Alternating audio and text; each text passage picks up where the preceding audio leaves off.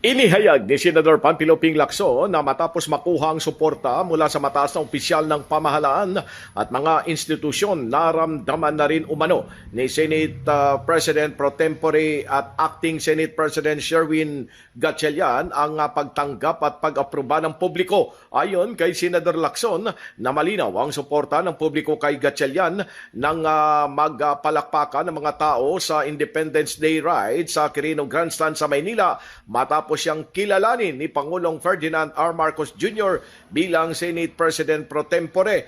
Nahalal si Senador Gatchalian bilang Senate President Pro Tempore at Acting Senate President noong Hunyo 3 matapos sumama si Senador Francis Escudero sa 11 miyembro ng mayorya upang makabuo ng quorum at wakasan ang pagkaparalisa ng Senado na dulot umano ng boycott ng dating mayorya na pinamumunuan ng tinawag niyang disgrasyadong ex-Senate President Alan Peter Cayetano. Kinikilala ng mga pangunahing institusyon ng pamahalaan kabilang ang Malacanang Kamara de Representantes, Civil Service Commission, Integrated Bar of the Philippines o IBP at iba't ibang organisasyon si Gatchalian bilang acting leader ng Senado. Dahil dito, sinabi ni Senador Lacson na wala nang dapat kalituhan pa kung sino talaga ang dapat na kilalanin at sundin na leader sa gitna ng patuloy na paninindigan ng minorya na sila pa rin ang dapat mamuno.